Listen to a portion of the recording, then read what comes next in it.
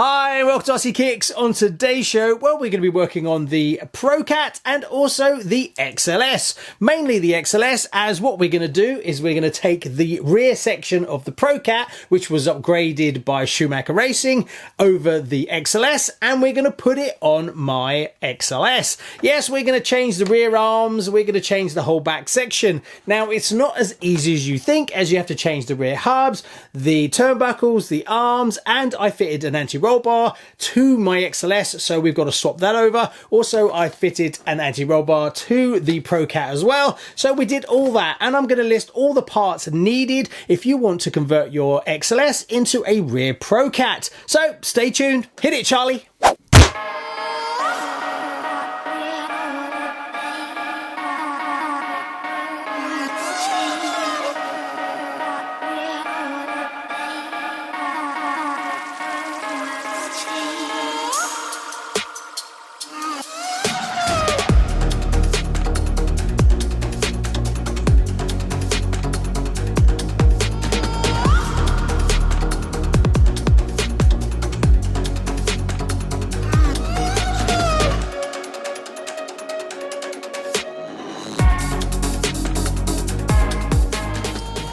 So one of the main differences between the ProCat and the XLS was that the rear, they updated the rear of the XLS. As you can see, there's a lot going on here with these top arms, this extra bracket, the anti-roll bar here, and then the lower arms. So if you look at the ProCat, it was simplified down a lot. Now the main gearbox housing on both sides is exactly the same, but these have all been removed, and the arms have been removed and replaced by these turnbuckles. So it's a much simpler design, and also you can adjust this as well. You can put a rear anti-roll bar on this, which we will do as well.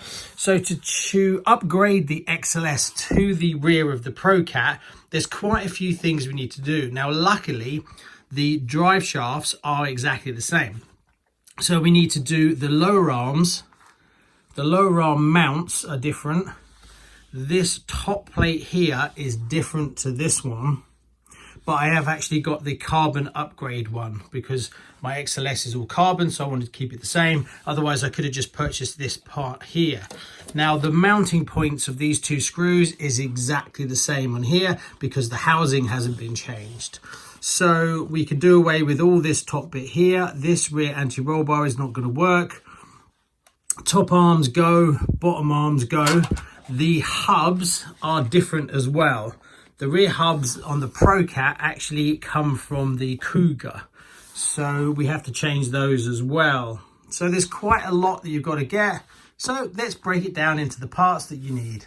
So the first part you need is this U8290. This is the carbon part. This replaces this bit here, but on the actual ProCat, it would replace this plastic part here. So you can get this plastic part if you want to upgrade your XLS if you want. Then you need the lower arms, which is U7568. Then the hubs to be replaced are U7578s. These are from the top cat, you see, so they actually used the lower arms from the top cat. So they actually took the rear of the two-wheel drive buggy and basically bolted it onto the four-wheel drive. Then there's the pivot blocks. You need U8286, then the anti-roll bar set, which is U8301.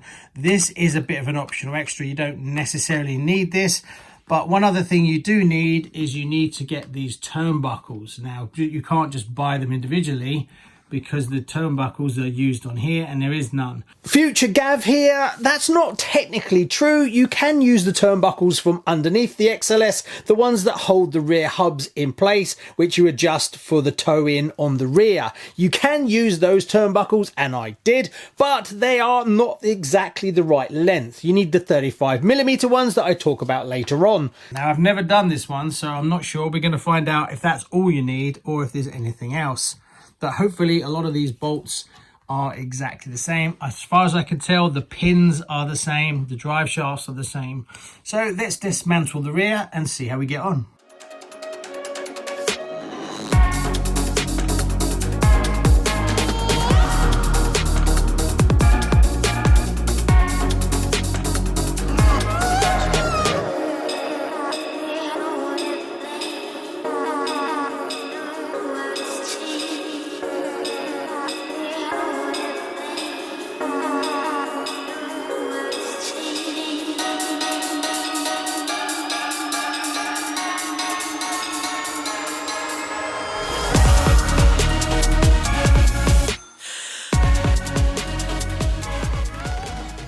So one thing they've updated that I didn't realise is the rear pins. The ProCat ones are thicker. These ones that are off the XLS are not thick enough. The bore is too thin. Also in the ProCat ones, the ProCat has clips on each end where this is just pushed through like that. So I'm going to build it with these pins just to hold it together, and then I'll place an order for them. So there you go, after a good few hours, and I'm pleased to report I'm almost there. Now, there is some other good news and a few little challenges. Some good news, the anti-roll bar kit that I got for the ProCat, I've actually managed to make it that I can fit one to the ProCat, and there was enough bits and pieces from the XLS to actually change it. As these are the parts left over, the rear anti-roll bar that you can see there is very different.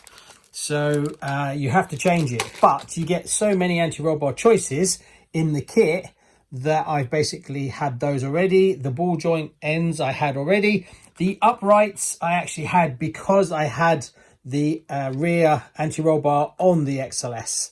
Now I'm pretty sure that's an optional extra. So if you don't have it, you won't be able to do this. But if you did, you can make it work using the parts that you had already. So that was nice. So I've actually upgraded the rear of the ProCat as well as I have the XLS. Now, there was a few parts that I needed that I didn't have in my list. So I've ordered them already. They're very small little bits and pieces. Some E-clips. One thing, pivot balls. Basically what I'm trying to do is make the rear of this car exactly the same as that, down to every little tiny bit. And I had to use some parts from my parts bin. So one of those was, if you look at these arms here, there is plenty more, these turnbuckle here, there's plenty more meat on it to adjust it. Well, the ones that I had, they're almost in. So I wanted to change those. So I've ordered some turnbuckles, 35mm turnbuckles, so that will be exactly the same. Now it works, it's fine, but the amount of the amount of camber that you can actually have would be limited if I use these. And I had these, I think, left over from this kit, so I'm going to change that. The turnbuckles, the ends are correct, it's just the 35mm part of that. The other bits that I needed was the pivot balls. The pivot balls, if you can't see here, the pivot balls that I have on here are different to the pivot balls I've got on there. See, these are the ones that are slightly extended. I had those with this kit. So that's changed the geometry a little bit, that the actual tie rod is turning back a little bit. So I've ordered the correct ones so that I can change that. It's only a small little thing and you could probably get away with it, but I want it to be exactly the same as that. The biggest mistake I made was the actual pins. What they did is they've actually upgraded the pins on the ProCat. They're much thicker. So the pins that I've got in there now are the ones from the XLS. So they are loose, but I'm just holding it all together. I mean, it works and everything, but you couldn't really drive it like this. The other one was the groove pins, which I forgot. The hub here is actually mounted differently. So I've got different hubs, because here's the hubs that were on the XLS, but there's a pin that goes through and holds it in place. Now I've used the top pin that I had off the XLS, so it's still a bit loose, but just to hold it in place. So I'll take that pin out and then use the correct one. Also, I had to order some E-clips. I'm pretty sure that I've got them already in my parts bin, but I thought I'd get the exact ones just in case they're slightly different. So that's why I've got all these. The main ones that I missed out really were the pins. I could get away with everything else really, but trying to get it dialed in perfectly. Those parts will come in the next few days and it's done. So there you go. So now my Cat XLS has upgraded front arms, top links, should I say, and then it's got all the rear from the ProCat. So pretty cool. So yes, it can be done. Price wise, I'll work it out and put it up here.